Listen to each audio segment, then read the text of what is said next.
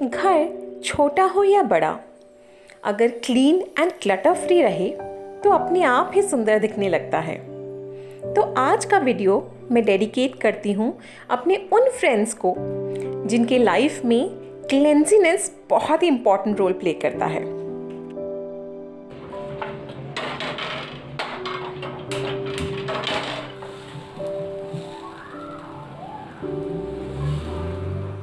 Traditional हो या modern, urban हो या रूरल, आज भी most of the Indian homes की दिन की शुरुआत हमारे किचन से ही होती है।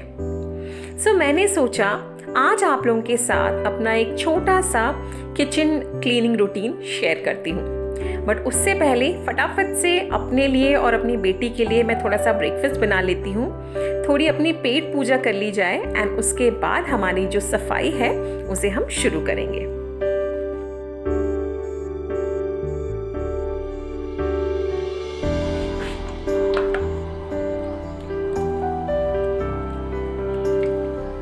Vanika is a fussy eater but she loves to eat fruits.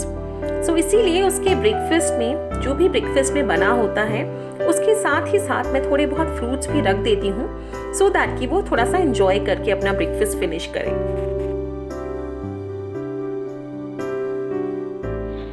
So living room बहुत ही मेसी हो रखा है फ़िलहाल बिकॉज़ कुछ पेंट कर रही थी एंड उसके बाद कलर्स वगैरह सब वहीं छोड़ दिया, वापस इन्हें अपनी अपनी जगह पे नहीं रखा है।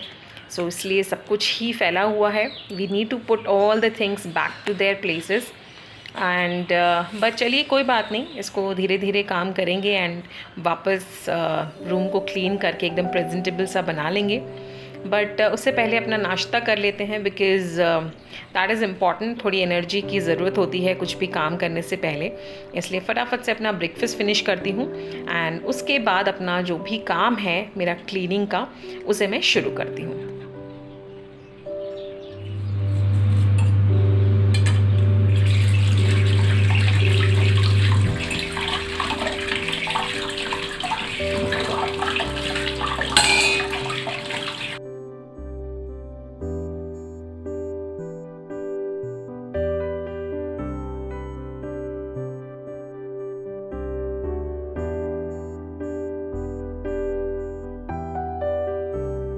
Although I have a dish washer, इसीलिए रात को ही मैं बर्तन वगैरह जो है डिश वॉशर में लोड कर देती हूँ। बट कभी कभी कुछ एक बर्तन ऐसे होते हैं जिन्हें डिश वॉशर में हम नहीं डालते हैं, उन्हें मैं हाथ से ही धोती हूँ। प्लस जो थोड़े बहुत सुबह के नाश्ता वगैरह का एंड चाय वाय का बर्तन होता है उसे भी मैं धो के फिनिश कर देती हूँ, रख देती हूँ सो दैट कि सिंक जो है वो थोड़ा सा साफ़ सुथरा रहे। As most of you all know कि मैं एक गवर्नमेंट एकोमोडेशन में रहती हूँ, तो ये घर बहुत ही पुराना है, बहुत ही पुराना इसका स्ट्रक्चर है and even the sink and doors वगैरह जो है ये भी काफ़ी पुराने हैं। इसीलिए इसे जितना भी क्लीन करो वो बहुत ऐसे चमकदार क्लीन नहीं होता है।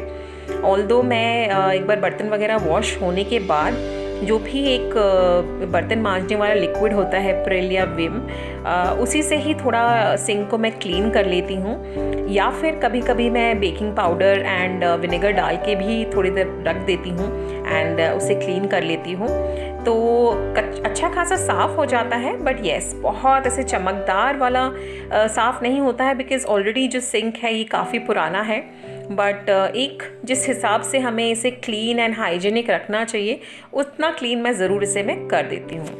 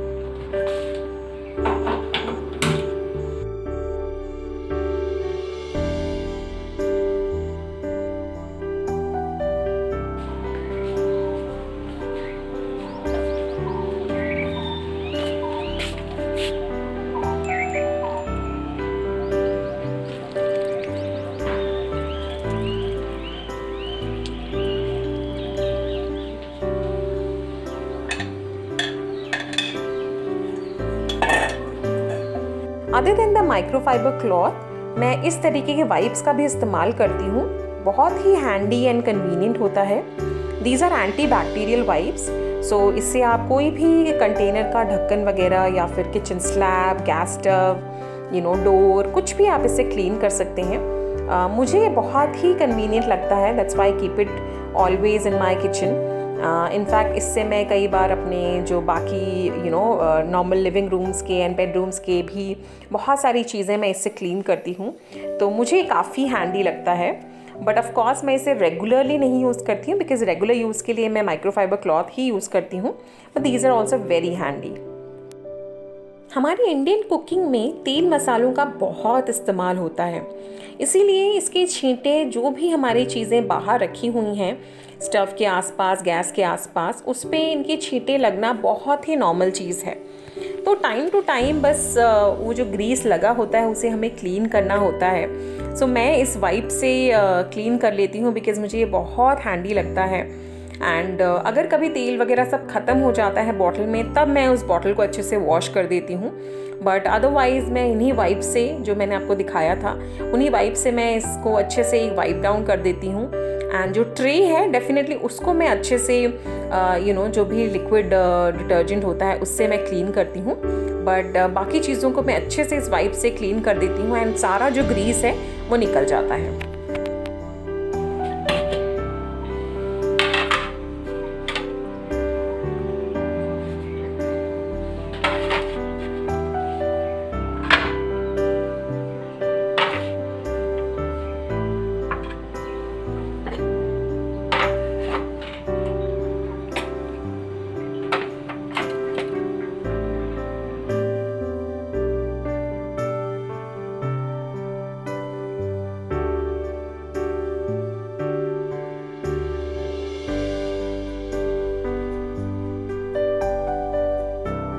Just like any other Indian kitchen, मेरे घर में भी जो मेरा कुकिंग एरिया है उसे क्लीन करना बहुत ही ज़्यादा चैलेंजिंग हो जाता है, बिकॉज़ हमारे इंडियन खाने में काफ़ी मसाले का इस्तेमाल हम करते हैं, काफ़ी तेल के छींटे हमारे गैस स्टव पे पड़ते हैं, दूध कई बार स्पिल ऑफ हो जाता है, तो इन सब के स्टेन्स को रिमूव करना काफ़ी चैलेंजिंग हो जाता है। जो रेगुलरली मैं अपने गैस स्टव को क्लीन करती हूँ, उससे तो मैं नॉर्मली जो खाना वगैरह इस पे गिरा होता है उसे एक वाइप देने के बाद जो भी हमारा लिक्विड वॉश हम यूज़ करते हैं उसी को ही मैं स्प्रिंकल करके उसके बाद थोड़ा सा पानी से वाइप कर देती हूँ। बट जब मुझे लगता है कि स्टेन्स बहुत ज़्यादा हैं एंड काफ़ी ग्रीसी है, तब मैं उसके ऊपर कुकिंग सोडा जो होता है हमारा बेकिंग सोडा, उसे स्प्रिंकल करके उस पर विनेगर का सॉल्यूशन में स्प्रे कर देती हूँ, एंड थोड़ा बहुत उसे 10-15 मिनट्स रेस्ट देने के बाद अगेन उसे माइक्रोफाइबर क्लॉथ या जो भी मेरे पास स्क्रब वगैरह होता है उससे मैं इसे अच्छे से स्क्रब कर देती हूँ, अच्छे से क्लीन कर देती हूँ, एंड काफ़ी हद तक इसमें से जो भी डर्ट वगैरह होता है वो रिमूव हो जाता है। Other than the normal cooking soda and vinegar spray का सोल्यूशन, मैं कभी कभी ये स्ट्रैटेजी वाला मल्टीपर्पज़ जो क्लीनर है इसे भी यूज़ करती हूँ। बहुत ही अच्छा प्रोडक्ट है। कुछ 4-5 साल पहले मैंने इसे आई थिंक किसी यूट्यूबर के चैनल पे ही देखा था, एंड तब से मैं इसे यूज़ कर रही हूँ। इसकी स्मेल बहुत ही डिस्टिंक्ट सी है, जिसकी वजह से जो मक्खियाँ वगैरह होती हैं वो घरों पे नहीं आती हैं, एंड क्लीनिंग में भी बहुत ही ईजी से ये क्लीन हो जाता है, so which is very good. Chemicals बिल्कुल ना के बराबर है, so that is another good point of this product. So मुझे ये प्रोडक्ट बहुत अच्छा लगता है, but again on a daily basis मैं इसे नहीं यूज़ करती हूँ। डेली बेसिस पे नॉर्मल जो विनेगर का सॉल्यूशन होता है उसी को ही मैं यूज़ करती हूँ, just like any other home. तो बहुत ज़्यादा फैंसी क्लीनिंग मैं नहीं करती हूँ। क्लीनिंग मुझे पसंद है, बट क्योंकि बच्चा भी मेरा छोटा है तो बहुत ज़्यादा टाइम मैं इस पे डेडिकेट नहीं करती हूँ। बट जितना भी मुझे अपने घर को एक नॉर्मली हाइजीन वे में रखने के लिए जितनी टाइम मुझे इसमें इन्वेस्ट करना चाहिए उसे मैं डेफिनेटली देती हूँ, अपने किचन को भी और अपने घर को भी।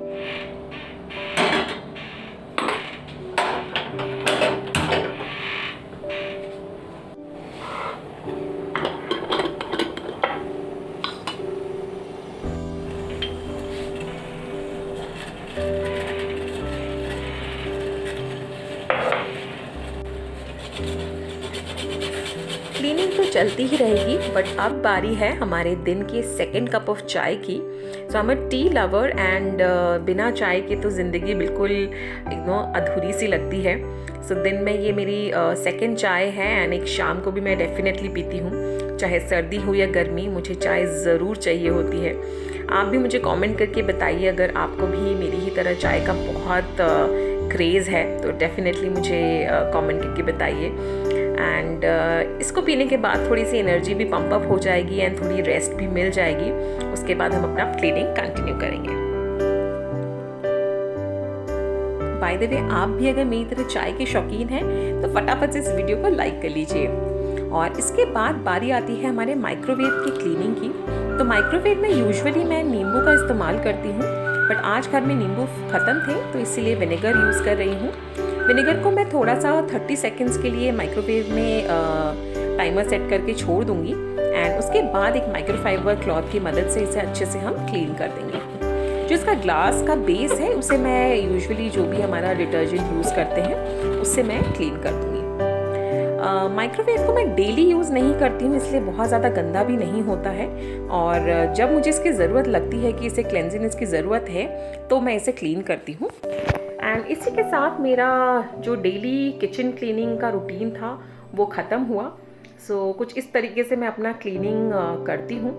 एंड छोटा सा ही मेरा किचन है, बहुत ज़्यादा टाइम नहीं लगता है। एंड मैं पहले भी जैसे बता चुकी हूँ अपने किचन टूर के वीडियो पे, बहुत सारा सामान मैं बाहर रखना नहीं पसंद करती बिकॉज़ मेरा किचन बहुत छोटा है। तो जितना सामान हो उतना एक तो क्लीनिंग में भी टाइम कंज्यूम होता है, प्लस किचन और छोटा दिखने लगता है। सो ये था मेरा क्लीनिंग का एक छोटा सा रूटीन। एंड डेफिनेटली अगर आपको वीडियो पसंद आया तो लाइक कर दीजिए, क्योंकि उससे मुझे और मोटिवेशन मिलेगी। एंड बहुत जल्द इस चैनल पे हमारा पहला गिव अवे आने वाला है। लास्ट ईयर अप्रैल में मैंने ये चैनल स्टार्ट किया था, तो इस चैनल को 1 ईयर कंप्लीट होने वाले हैं।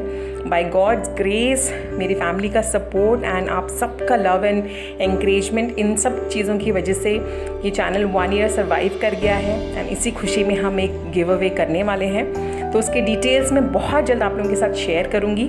तब तक के लिए अपना ध्यान रखिए एंड मिलती हूँ आपको अपने अगले वीडियो पे। टेक केयर एंड जल्दी से इस वीडियो को लाइक कर लीजिए।